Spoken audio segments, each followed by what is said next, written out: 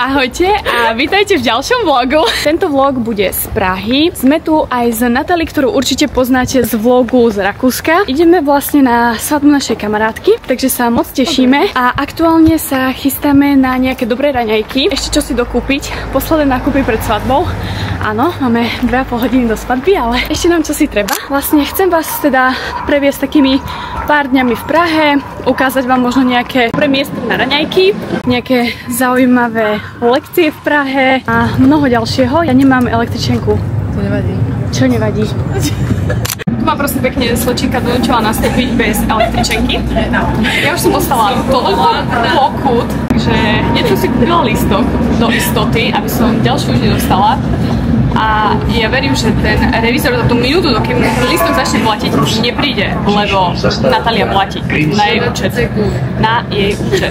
Ja neviem, či som vám stihla dopovedať vlastne, čo si v Prahe ukážeme alebo kam pôjdeme, ale budú to také bežné dni v živote. Chceme ísť na lekciu bar, chceme ísť na nejaké dobré raňajkové miesta, možno tak trošku priblížiť, že ako vyzerá taký bežný život v Prahe, aj keď ja tu už nežijem, ale Natálka tu stále žije. Ja dúfam, že sa vám tento vlog bude páčiť. Ak žijete v Prahe, alebo ak sa napríklad chystáte do Prahy, tak dúfam, že vám dám nejaké užitočné tipy. A dajte mi určite vedieť v komentári, že ktoré sú vaše obľúbené miesta, čo máte na Prahe radi a či tu radi chodíte. Tak my ideme teraz na raňajky. Ty by musel nadávať za volatom. No, kravy sa natáčajú pres.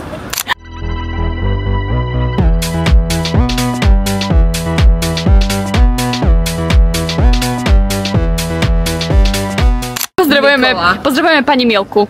Sadni si pekne a potiči, dobre? Ideme to ochutnať a som zvedavá, aké to bude. Akože chutí to fakt dobre. Prvé jedlo tohto dňa hodnotím veľmi pozitívne. Fakt je to vynikajúce. Dobrý? Mielka approved.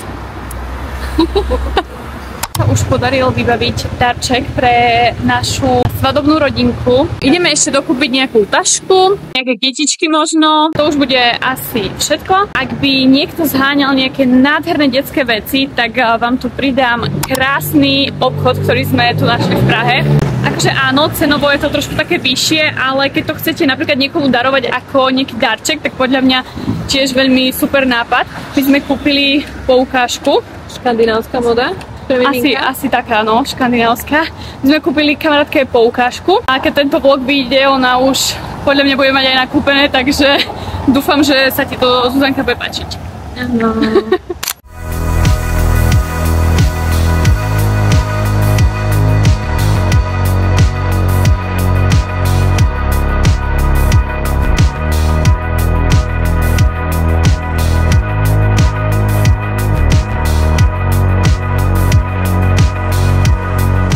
Ahojte, máme tu druhé ráno môjho výletu do Prahy a ja som už včera absolútne nič nevlogovala, pretože sme sa venovali kamarátke, venovali sme sa svadbe, boli sme v dvoch rôznych podnikoch, rozprávali sme sa, užívali si tú atmosféru, takže nemala som to ani kedy natáčať a ani som to nechcela ako keby rušiť tým natáčaním na kameru. Dnes idem za ďalšou kamarátkou, ktorú mám tu v Prahe a tak som si povedala, že vás zoberiem so sebou. Aj teraz ráno si možno trošku pokecáme o tom, ako som ja žila v Prahe a čo by som možno odporúčala ľuďom, ktorí rozmýšľajú, či ísť alebo neísť žiť do Prahy. Ja si chcem teraz dorobiť make-up, dúfam, že to bude dobre počuť a nebude tu prílišná ozvena. Chcela som vám možno trošku povedať o tom, ako som sa ja presťahovala do Prahy a aké tu bolo žiť a že či by som vám to odporúčila, pokiaľ zvažujete prísť alebo neprísť teda do Prahy. Ja som sa tu presťahovala rovno po vysokej škole, takže keď som mala 24, momentálne mám 28, určite asi nevyzerám. 3/4 ľudí si myslí, že mám 20, takže už som s tým zmierená a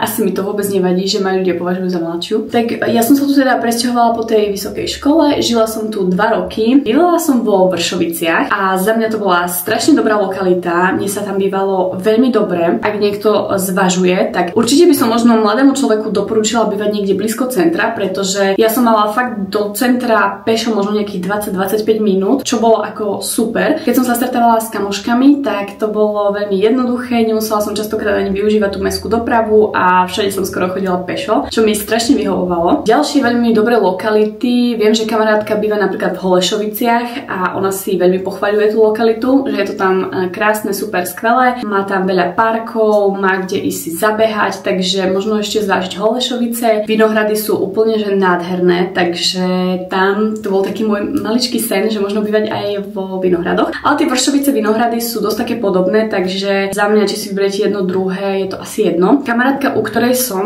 býva vo Vršoviciach a ona paradoxne býva asi pár ulic od toho, ako som ja bývala. Nechcem tu zdieľať adresy ani nič podobné, pretože nikdy neviete, kto pozerá toto video. Fakt za mňa Vršovice sú nádherná lokalita. A možno čo sa týka takého nejakého pracovného trhu, tak vlastne ja som prišla do Prahy hlavne kvôli tej práci. Ja som vyštudovaná farmaceutka a chcela som strašne robiť vo farmaceutickej firme. V podstate aj kvôli tomu som sa vlastne presťahovala do Prahy, pretože som našla ako, nazvime to, že dobré ponuky do tých firiem. Nechcem to tu haniť ani ako keby nejako zastávať, ale podľa mňa nech si každý vyberie, čo chce, čo nechce. Ja som sa teda rozhodla pre tú farmaceutickú firmu. Pracovala som tam asi rok a pol. Potom som tú prácu zmenila. Neviem, či môžem takto na YouTube povedať, že prečo, ale malo to čosi dočinenia vlastne s tým kolektívom a s určitými ľuďmi, by som to tak povedala. Ale nechcem to nejako konkretizovať, lebo nikdy neviem, kto si to pozerá a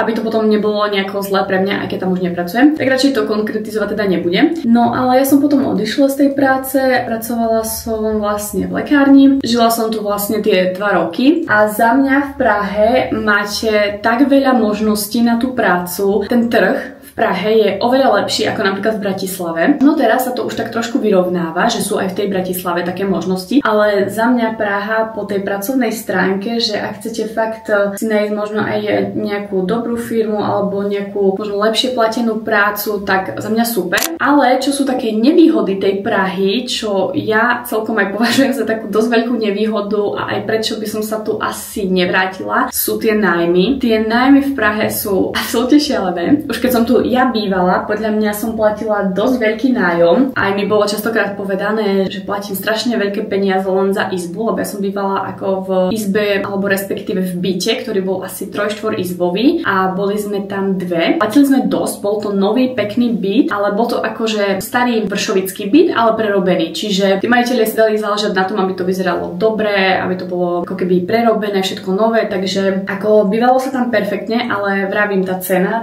bola úplne šialená. Že možno to je aj taký dôvod, že prečo by som možno do tej Prahy žiť už znova nešla. Ako v Bratislave sú tiež dosť drahé nájmy, ale v porovnaní s tou Prahou mi to príde také neporovnateľné, že akože fakt si tu veľmi veľa pýtajú aj častokrát za miniatúrne garzónky. Ako ja chápem, že proste aj tí ľudia, ktorí to prenajímajú, že potrebujú akoby aj nejako si splácať svoje hypotéky a tak ďalej, ale tie platy v porovnaní s tou cenou toho nájmu to vôbec nie je na rovnakej úrovni. Fakt tie platy sú tu a tie nájmy sú tu, takže človek si podľa mňa musí dvakrát zvážiť, že či sa mu tá Praha vyplatí. Máte ako keby, že veľmi, veľmi dobre platenú prácu a nájdete si nejaký nájom, že mimo toho centra, že napríklad, že možno ste starší, nepotrebujete bývať napríklad v tom centre. Neviem, či toto zrovna pozerajú starší ľudia, takýto vlog, ale let's say. Ste možno, že starší a nechcete bývať niekde v centre, alebo celkovo aj keď ste mladší a neradi bývate niekde v centre, ale chceli by ste bývať na okraji Prahy, tie nájmy nebudú zase až také vysoké. Samozrejme, všetko sa odvíja od toho, aj čo si vizuálne možno predstavujete na tom byte a tak. A mne aj celkom záležalo na tom, že ako ten byt vyzerá, a ako nepovedala by som, že si na tom až tak strašne potrpím, ale podľa mňa musíte sa v tom byte cítiť dobre. Čiže aj keď možno máte nejaký starší byt, ale viete si to tam zútulniť a sú tam veci, ktoré sa vám páčia, ktoré vám ho robia takým príjemným, tak super. Toto by bolo vlastne na margo toho nájmu v Prahe. To je za mňa veľmi veľká taká nevýhoda, že v podstate, že prečo prísť do Prahy. Ja by som to aspoň tak nazvala. Možno to tak niekto nevníma a to je úplne v pohode, ale ja to tak ako keby ešte stále vnímam. No ale každopádne ja tu nechcem tak veľa kecať a dávať až taký veľký priestor tomuto môjmu rozprávaniu v kúpeľni. Chcela som vám možno tak zhrnúť také nejaké základné informácie a že ako sa mi tu žilo, či to teda možno, že stojí za to. No a dajte mi určite vedieť v komentári, že či ste žili v Prahe, alebo či ste tu boli na výlete, aké ste mali z nej pocity, či to tu máte radi, alebo nie. No a ja sa teraz už trošku ponáhľam za kamarátkou, pretože tam mám o 45 minút byť a ešte nie som nachystaná. Ja už to ďalej asi nebudem nejako okecávať, a teda dochystám sa a pôjdem za ňou. Konečne vyrazila a chcela som vám povedať ešte jednu vec. Je ceny tu v Prahe a možno tie náklady na ten život sú tu dosť drahšie. Aj celkovo, čo som si tak všimla v rámci mojich financií, tak v Bratislave si viem oveľa viac ušetriť, ako napríklad som si vedela tu v Prahe. Jednak som tu mala partiu kamarátok, čo v Bratislave úplne až tak veľa kamarátok nemám a stále sme niekam chodili, stále sme niekde boli, čiže logicky, že ten človek oveľa viac míňa a aj tie ceny tých služieb a všetkého ostatného a mi to príde také, že vyššie, ale nie zase o toľko, ale láka to do toho človeka o to viac ako napríklad v tej Bratislave. Neviem, aspoň ja som to tak vnímala. Takže možno ak budete zvažovať Prahu na taký ten život, tak berte v úvahu aj to, že určite tu možno aj viac miniete. Je to o osobe. Niekto si povie, že proste nikam nebude chodiť, ale zase ten život si chce človek užívať. Takže také dve strany toho. No ale ja už sa nemôžem toľko zakecávať, pretože nestihnem tú električku, ktorú mám stihnúť a prídem zase neskoro.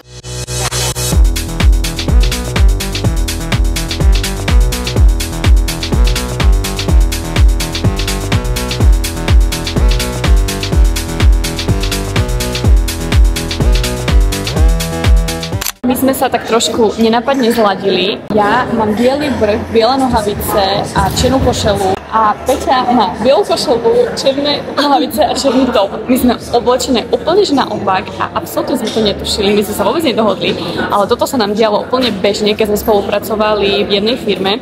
Čo som vám aj spomínala v tomto vlogu, že som robila vo farmaceutickej firme, tak my sme vlastne kamošky. Ak by ste chceli nejaký dobrý coworking space, kolektor. My sme sa s Peťou rozhodli, že zmeníme lokáciu a pôjdeme sa ešte naobedovať do jedného podniku. Vám dávam meno toho podniku, místo a ideme si dať obed. Ukážem vám, ako tam vyzerá, aké bolo jedlo, čiže dávam také malé odporúčanie.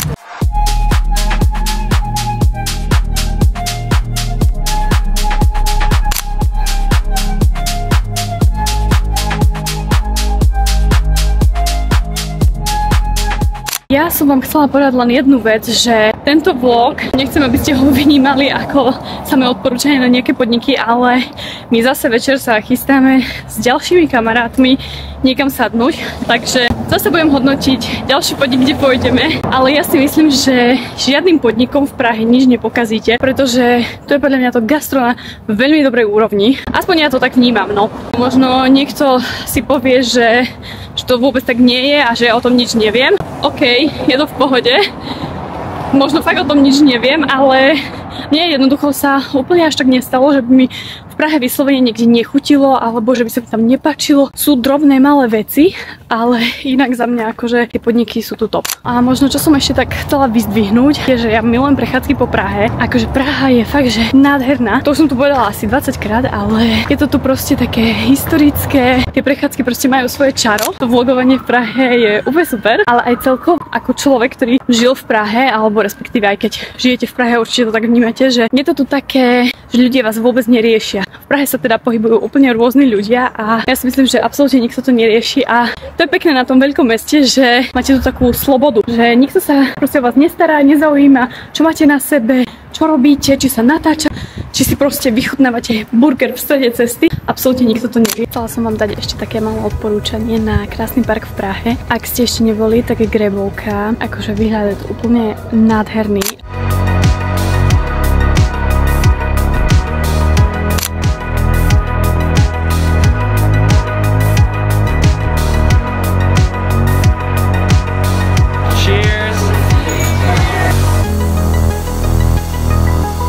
Takže akurát sme vyšli z reštaurácie, volala sa Mexická a bolo to fakt, že veľmi, veľmi dobré. Obsluha bola perfektná, oni sa o nás starali ako o bábetka. Tomuto podniku dávam, že 15-10. Fakt, ak budete niekedy v Prahe a budete mať chuť na nejakú mexickú reštauráciu, tak Mexická je maximálne odporúčanie. Ránko, máme tu ďalší deň v Prahe a dnes sa chystáme na lekciu bar. Ja som teraz ráno zistila, že som na miesto klasického bar bukla Total Bar, takže si trošku makneme. Kolegynka ma skoro zabila. Ja som veľmi zvedavá, že aké to bude, pretože to by mala byť kombinácia baletu, pilates a kardia. To bude podľa mňa celkom také náročné cvičenie. Hlavne pre mňa, ja som proste tanečný antitalent. Uvidíme, ako to zvládnem. A ideme si ešte teraz rýchlo niečo zobrať na papanie. Len také niečo drobné, rýchle. Tam lekcia začína o 9 a nám tam trvá cesta asi 45 minút.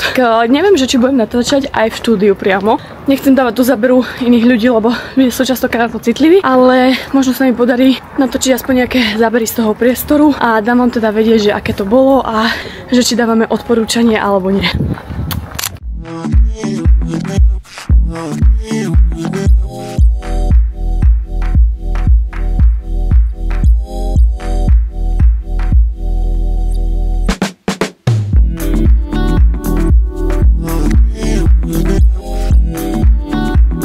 My sa už hlasíme späť z lekcie bar a bolo to fakt super.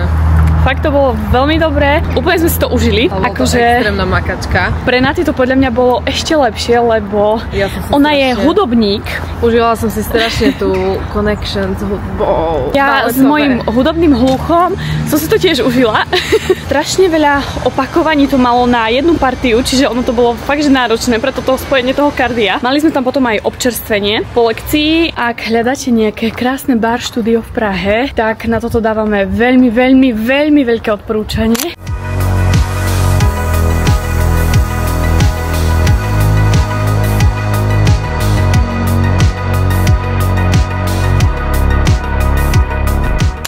Jako tady vidíte Národní divadlo. Tam jako máme Karlův most, jo, když to otočíš. Dobre, už dosť, ja už neviem, čo vám povedať, ja už to neviem, čo to je. Nespievaj.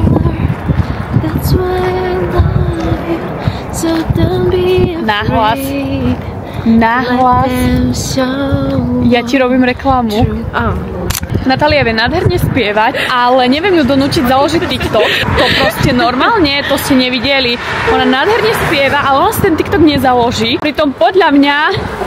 Dajte mi vedieť v komentári, či by si mala založiť TikTok. Ja ho založím a budeme osobná manažérka. Takto sa budeme voziť z Naty, keď budeme mať 40 a budeme za vodou. Keď samozrejme dáte nám odber a budete sledovať tento kanál, lebo inak sa v takom aute voziť nebudeme. Nie, srandujem. Ale že vraj sa hovorí, že normálnou prácou sa nestanete milionármi, takže preto točíme tento vlog a uvidíme.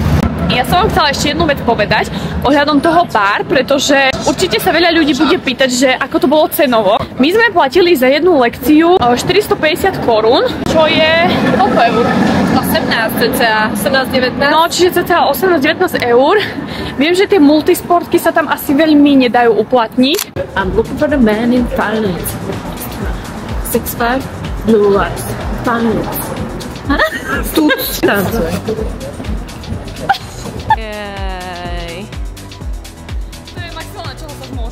To je super. To si sa naučila na barže.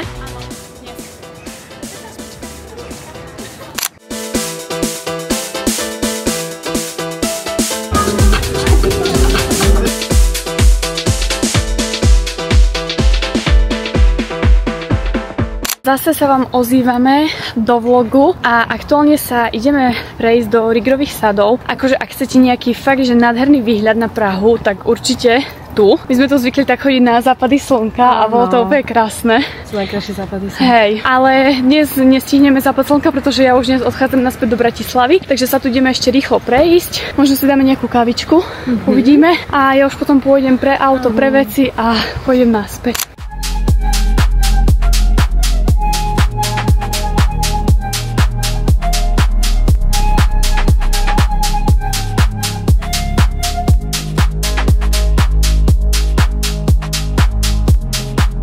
Boli sme tu na chvíľočku pozrieť na výhľad a ak napríklad hľadáte dobré miesto aj na piknik, tak my sme tu mali fakt, že celko viac piknikov aj s babami, aj tak rôzne, takže to je fakt také dobré miesto v Prahe, že kde ste piknik, kde si ísť pozrieť pekný západ slnka. Ale takto by sme už asi ukončili náš vlog. Má byť môj, ale Naty do toho bola vtiahnutá. Dúfam, že sa vám to páčilo. Nezabudnite odobrať môj kanál. Toto je prvé video v slovenčine a keď to bude mať nejaké dobré odozvy, tak by som sa určite pustila do tej tvorby viac možno, že v slovenčine a nie v angličtine. Máme tu bobáka. Dajte mi vedieť, či vás to baví možno viac v slovenčine, alebo či to bolo dobré aj v angličtine. Takže like, odber, teším sa na vás pri ďalšom vlogu. Neviem, čo bude ďalší vlog. Kodane. Možno niečo z Kodane. Ďakujem, že ste toto video dopozerali až do konca, ak ste ho teda dopozerali a majte sa krásne.